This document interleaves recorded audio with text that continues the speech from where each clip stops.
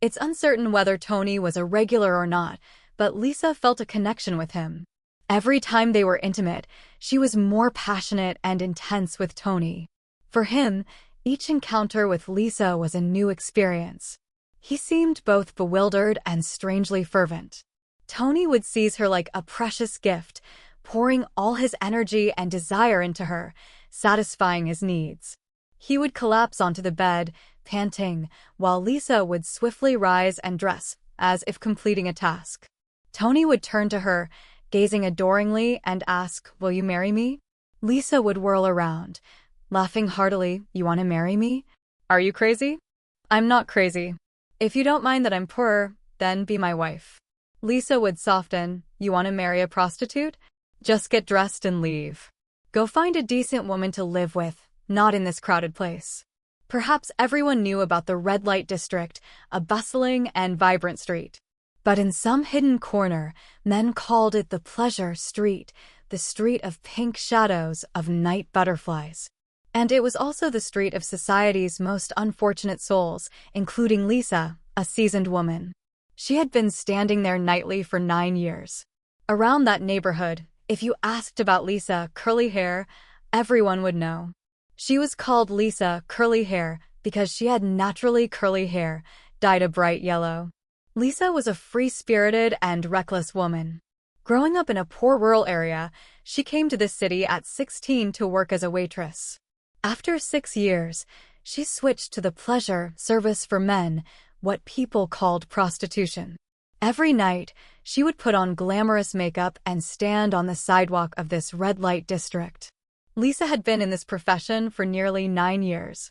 Her colleagues called her the queen of prostitutes. In the world of night butterflies in this inner city, Lisa had become a brand. She wasn't a beautiful young girl anymore, but her clients were mostly laborers and poor workers. They paid for sex, but with Lisa, she was willing to go for any price. In this street, no one was allowed to undercut prices, but Lisa was an exception. Perhaps it was her cheerful nature, her wholehearted service, and her large number of regular customers. That's why Lisa hadn't retired yet. And Tony was one of them. He was also a poor immigrant worker. Every payday, he would wander to the red light district to find Lisa. Sometimes once a month, sometimes 2 or 3 times. He never went with any other girl, only caring about Lisa. Even if she was with another client, he would wait for her. And so it was today. At 10 o'clock sharp, Tony rode his motorbike to Lisa. Not finding her there, Tony called, learning she was busy with another client, and he waited, propping his leg on the bike. His dazed eyes gazed towards the Thursday Hang Motel. Perhaps Tony was waiting for Lisa. His impatience was evident in the red cigarette butts he left behind. Then, a motorbike stopped in front of him. It was Lisa.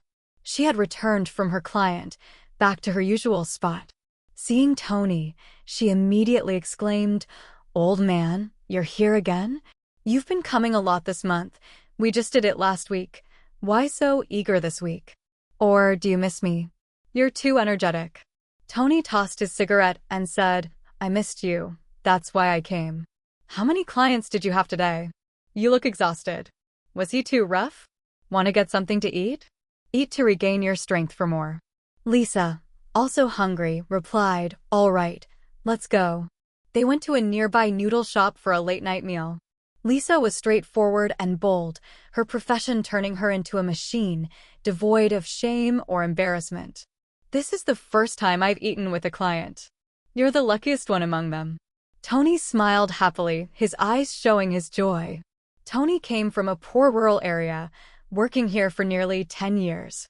Being a laborer, he looked older than his age, 35, but looked almost 50, hence Lisa called him Old Man.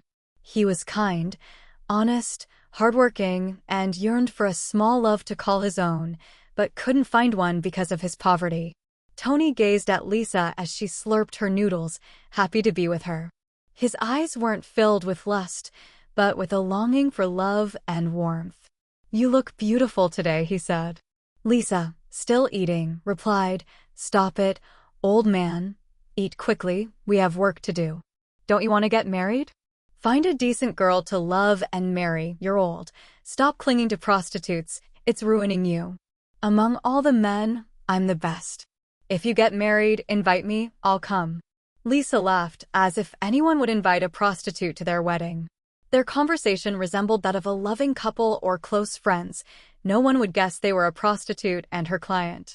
After eating, Tony took Lisa to the motel they frequented. The usual routine of showering and then bed. For Lisa, it was like eating, her skills honed, the procedures performed with utmost proficiency. Whether Tony was a regular or not, Lisa felt a connection with him. Every time they were intimate, she was more passionate and intense with Tony. For him, each encounter with Lisa was a new experience. He seemed both bewildered and strangely fervent. Tony would seize her like a precious gift, pouring all his energy and desire into her, satisfying his needs. He would collapse onto the bed, panting, while Lisa would swiftly rise and dress, as if completing a task. Tony would turn to her, gazing adoringly, and ask, "Will you marry me?" Lisa would whirl around, laughing heartily. "You want to marry me? Are you crazy?" "I'm not crazy. If you don't mind that I'm poor, then be my wife." Lisa would soften. "You want to marry a prostitute? Just get dressed and leave. Go find a decent woman to live with, not to make your life miserable with a prostitute." "But I like you. What's wrong with being a prostitute if you're willing to marry me?" Lisa stared at him. "Do you know how many men have said that to me? No man wants to marry a prostitute. Stop talking nonsense." "No, I'm serious. I've never looked down on you. I have feelings for you.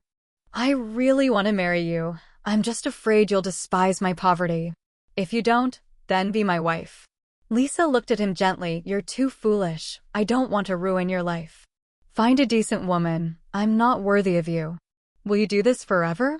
Who will take care of you when you're old?" "I don't care about your profession." Tony had touched a nerve, and she fell silent on the bed.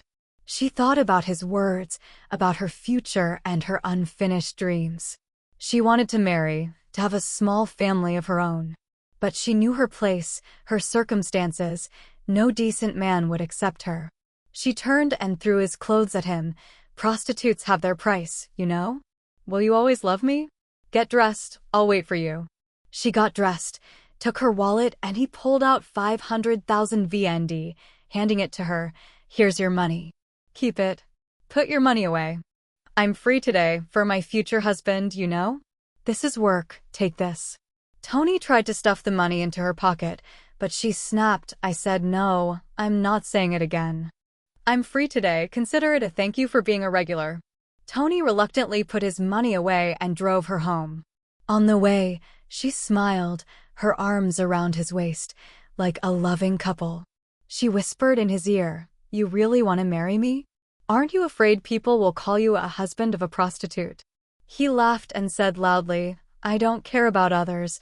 I'm marrying you for myself. Prostitutes have their price. And if I marry you, you'll let me continue being a prostitute? Are you crazy? Quit that job, marry me, and come back to my hometown. We'll find work, eat vegetables with rice, porridge with gruel. It's time for you to stop." She was overjoyed, smiling all the way home. She had never felt this way, never shared her true feelings with anyone like this. Her words were her true thoughts. She knew she liked Tony, his honesty and kindness. Many men had asked her to marry them, but none felt sincere. Tony was different. She had faith in life, a new perspective on the future. After that fateful night, she started caring more about her future. She had thought she would never marry, drifting through life. She had thought she would stay in this profession until she was no longer wanted. But now it was different. Tony had changed everything. She started dreaming of a happy little family, being a mother, a wife. From then on, they talked more, met more often, not at the motel, but on dates, sharing their dreams and feelings. Their relationship grew. They saw each other as lovers, not a prostitute and her client. Her work started to decrease. She knew what to do and what to change. Tony was happier, having won a part of her heart. On Independence Day, she officially agreed to marry him. She agreed to leave her past behind and follow Tony to his hometown. They came together with genuine love. A man who didn't care about her past, with a deep connection. After leaving everything behind, they went to his hometown. They had a small wedding and built a new life, away from gossip and scandal, with only their love overcoming all obstacles. No one there knew Lisa was a former prostitute, only he knew, and he kept it in his heart forever. Everyone saw them as a couple building a home with love. Tony worked at a nearby factory, and Lisa opened a small grocery store. Their life was peaceful. At the end of February 2022, their first daughter was born. Perhaps this was the most beautiful love story in real life. Empathy always makes things better. They showed that love has no barriers, only hearts matter, and happiness will always exist. Dear listeners, our story ends here. Please support the channel by liking, sharing, commenting, and subscribing to receive more stories daily. Wishing you all joy. Goodbye and see you next time.